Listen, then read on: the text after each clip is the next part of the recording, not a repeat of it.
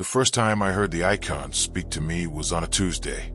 I had been visiting St. Augustine's Cathedral every day for nearly 3 weeks, sitting in the same worn wooden pew, eyes fixed on the ancient Byzantine depictions of saints that lined the walls.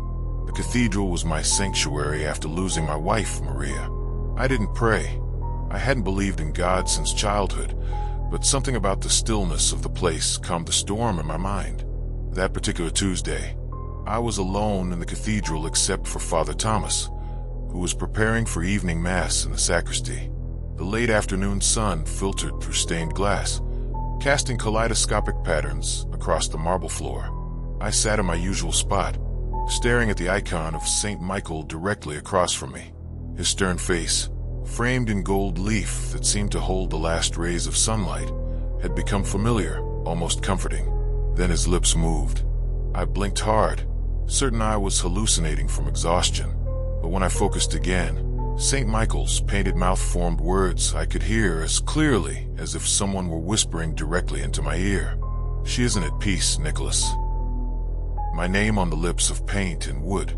I stood up so quickly that the pew creaked in protest, the sound echoing through the cavernous space. My heart hammered against my ribs as I backed away, unable to tear my eyes from the icon. "Did you say something?" I called out, hoping, praying, that Father Thomas had somehow ventured near without my noticing. No answer came. I fled the cathedral, my footsteps slapping against the marble as I rushed into the cooling evening air. Outside, I gulped oxygen like a drowning man, convincing myself that grief and lack of sleep had finally caught up with me. Stress-induced hallucinations. That's all it was. But I returned the next day, and the next. By Friday, it wasn't just St. Michael anymore. St. Catherine's eyes followed me across the nave. St. Peter's fingers twitched against his painted keys, and the massive Christ Pantocrator above the altar. His expression shifted from benevolence to something that made my skin crawl when no one else was looking. "She calls for you from the dark, Nicholas. She cannot cross over because of what you did. Confess, and she might find rest."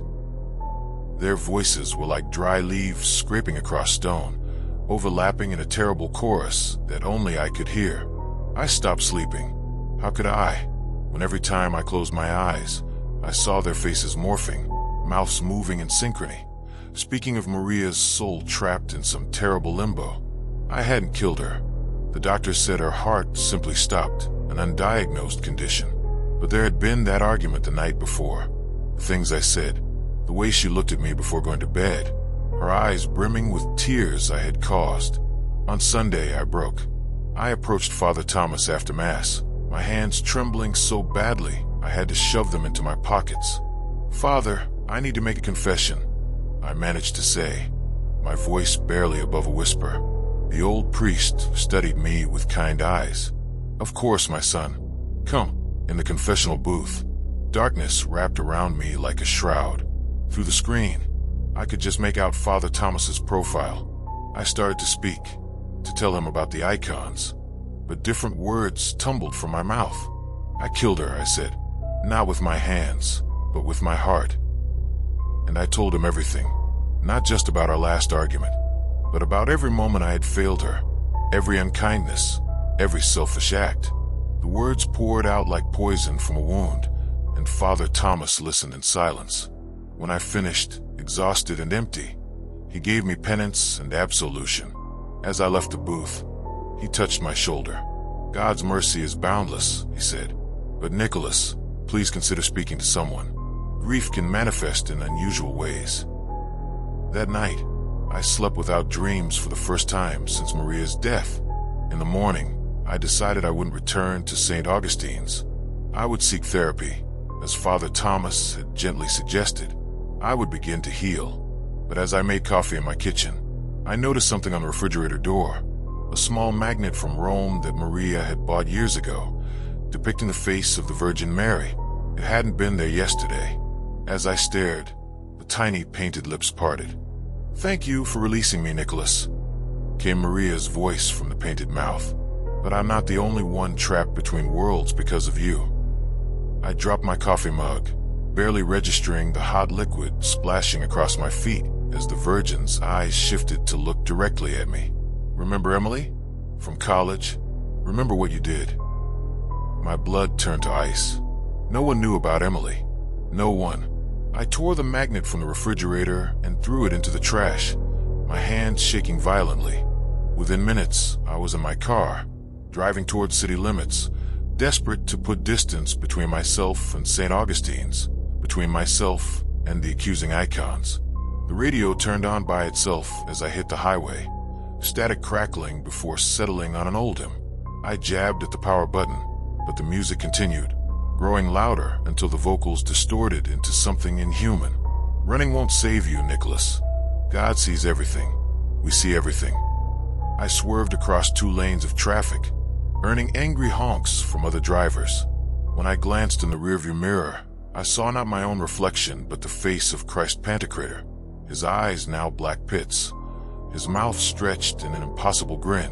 I don't remember the crash, just the screeching of tires, the shattering of glass, and then darkness. I woke up here, in this hospital bed. The nurses tell me I'm lucky to be alive.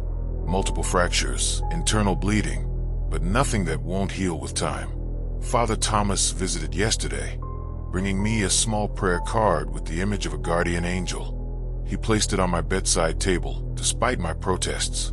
The doctors say the hallucinations are likely the result of traumatic brain injury. The medication helps keep the voices at bay during the day.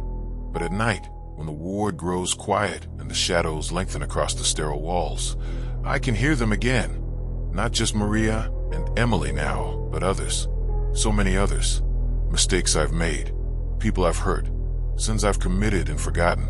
And the prayer card, it doesn't stay where Father Thomas left it. Each morning, I find it closer to my pillow than it was the night before. The guardian angel's wings seem to spread a little wider each day, reaching toward me as I sleep. Tonight, the night nurse placed a small crucifix on the wall across from my bed. "For comfort," she said with a smile that didn't reach her eyes. I want to tell her to take it down. I want to scream for someone to remove every religious image from my room, from this hospital, from the world. But I can't stop staring at the crucified Christ, at his downturned face partially concealed by shadow. I'm watching him now as I write this, waiting for the moment when his head will lift, when his eyes will open, when his lips will part to pronounce judgment.